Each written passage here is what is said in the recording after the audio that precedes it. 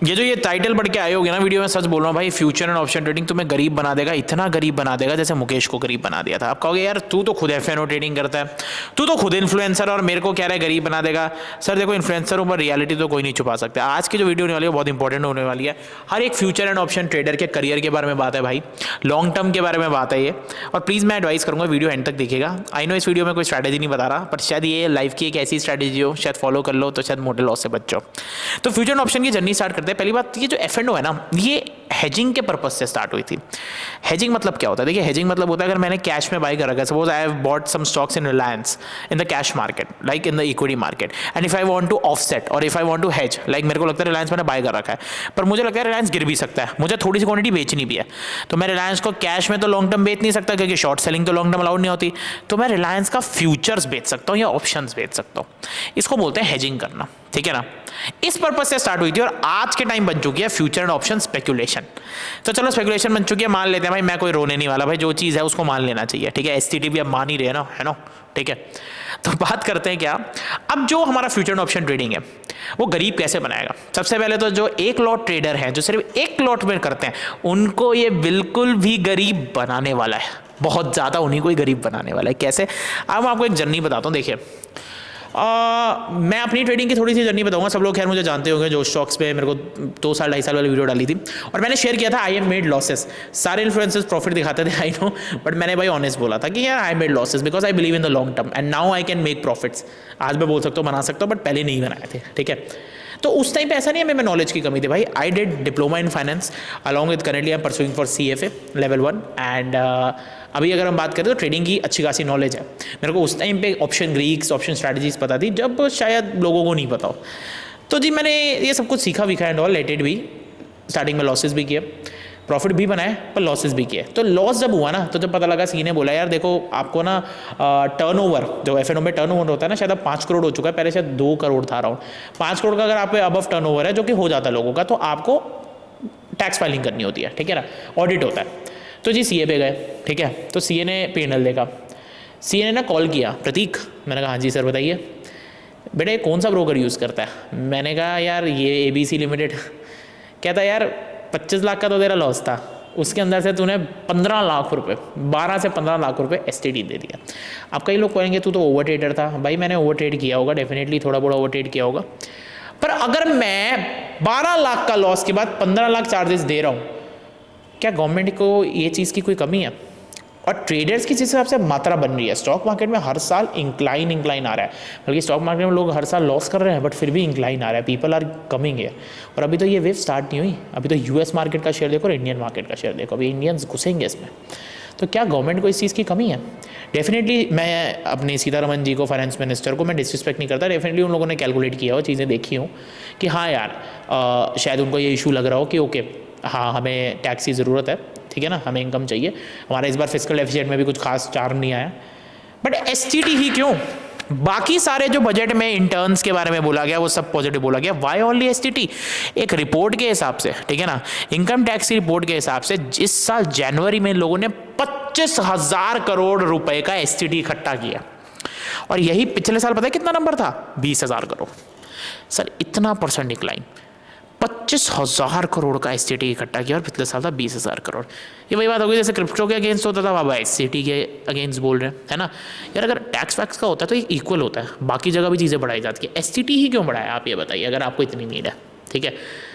अब बात करते हैं कि ऑप्शन ट्रेडर को गरीब कैसे बनाएगा। मैं आपको बता देता हूँ भाई साहब, आपको पता होगा जो ब्रोकरेज होती है वो 20 रुपया करती है, ठीक है ना। यूजुअली ब्रोकर 20 रुपये पर ऑर्डर लेते हैं। तो 20 रुपये पर ऑर्डर मतलब क्या होता है? अब मैं आपको बताने वाला हूँ कि एक लॉट वाला इंसान लॉस कैसे करता है।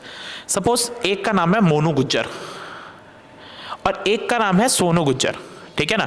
एक का नाम है मोनू गुज्जर, एक का नाम है सोनू गुज्जर।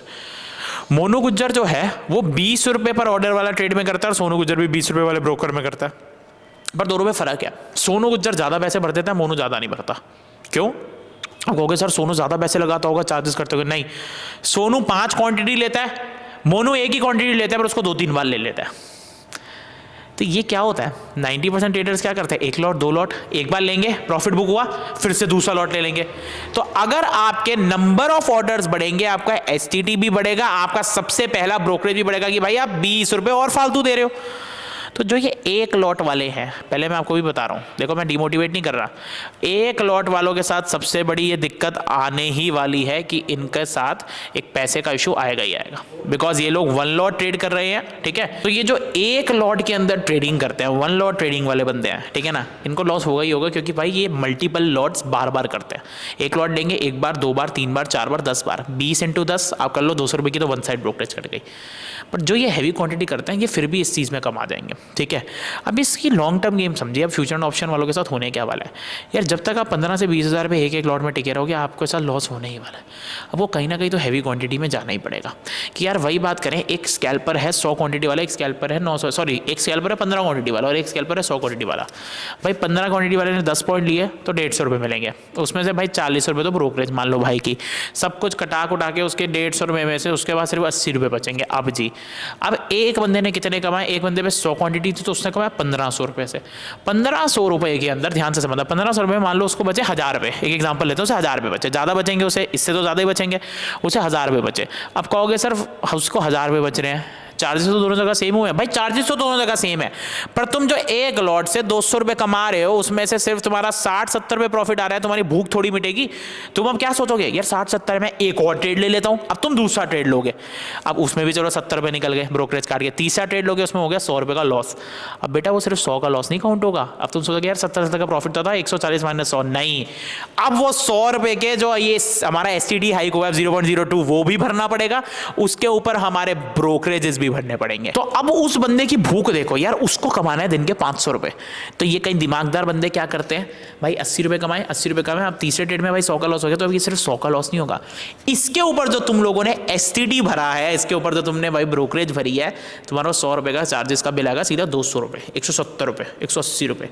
तुम नेट लॉस में आ गए, चलो जी 3 ट्रेड हो गया, आज लॉस पर के निकल गए। महीने महीने होता रहेगा, महीने में 1 रुपया नहीं कमाओगे। टेंशन की बात है, ये जो ट्रेडर्स आज के टाइम जो ये जॉब वालों को बड़ा गालियां देते हैं ना, भाई जॉब वाले का मिनिमम साल का पैकेज 4 लाख 3 लाख रुपए तो लग जाता है, तुम्हारा तो वो भी नहीं लग रहा। इसमें गलती क्या है, इशू यही है कि ये जो ये एक लॉट में जब तक आप ट्रेडिंग में घुसे रहोगे तो उसमें आप कभी कुछ कमा ही नहीं पाओगे, क्योंकि आप 80 रुपये कमाओगे, 200 रुपये कमाओगे, 250 रुपये कमाओगे, उसमें से 150 रुपये ब्रोकरेज दे दोगे, 50 रुपये दिन की दिहाड़ी निकलेगी, 50-60 रुपये महीने के 1500 रुपये कमाओगे और खुश हो जाओगे, मैं तो प्रॉफिटेबल ट्रेडर हूँ। पर जिस पे हैवी क्वांटिटी होगी वो पैसे कमा जाएगा, वो फिर भी पैसे कमा जाएगा।